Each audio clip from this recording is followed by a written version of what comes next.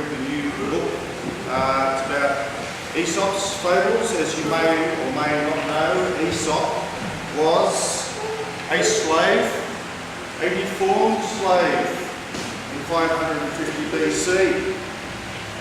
And when people no longer are able to attack and fight against society, they subscribe to justice. And hence, that is why Aesop would have taken up morals. Of course, originally, they were never meant for children's stories with animals. They were actually political sarcasms and little jibes at the current political leader at the time. Until finally, he angered the people of Delphi so much that they threw him over the cliff to his death. Because back then, people with morals could easily be disposed of. I mean, look what happened to Christ. One thing I will say is that these stories were actually written 200 years after Aesop, which is actually another 100 years after the original Bible was written from Christ. So we just wonder whether or not these actual fables were the same as what Aesop originally meant them to be. Because we all know through Chinese whispers, by the time we get to the last version, sometimes it's no longer anything as it was.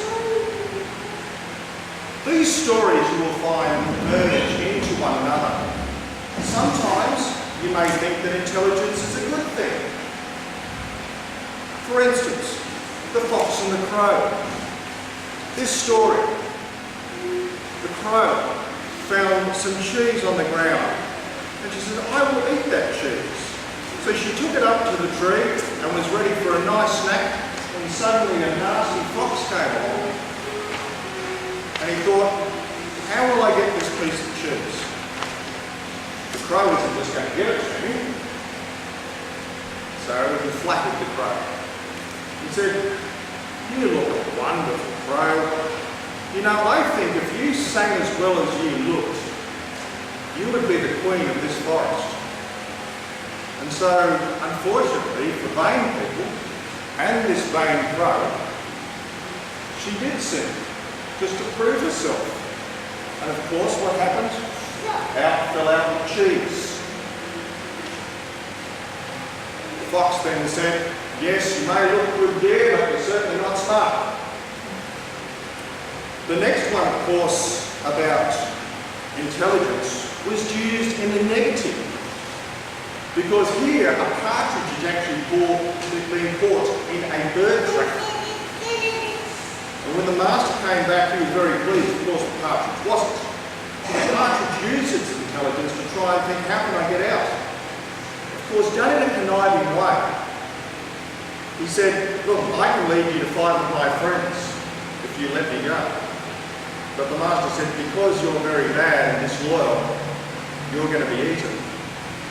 So in a way, intelligence, if it's with immoral virtue, it can be used as a bad thing. However, in the billy goat's gruff, which is not Aesop's, you will notice that that tale was used exactly the same way. They said that to the troll, if you wait for my bigger brother, he will be fatter and you can eat him. And the troll thought, yes. So these stories are so great, you can read anything you wanted into them. It's a bit like the Bible. A church minister could find any part that would be salient to him and ignore the rest. And it's a bit like Aesop. I believe it's like shades of grey. Until finally, look, what I realised with people's lives and with Aesop, I realised that you can have all the intelligence in the world, but in the end, shit may just happen. So you can come up with a perfect speech. Look, I can cite a situation with a girlfriend of mine one time.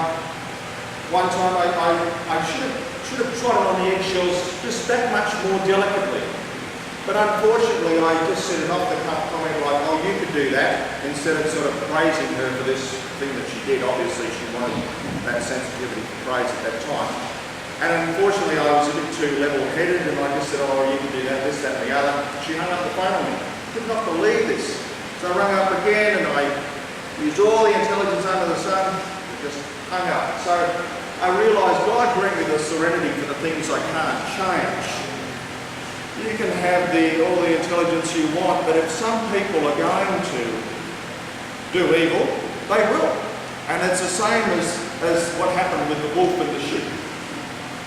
The wolf wanted to eat the sheep, but it needed an excuse.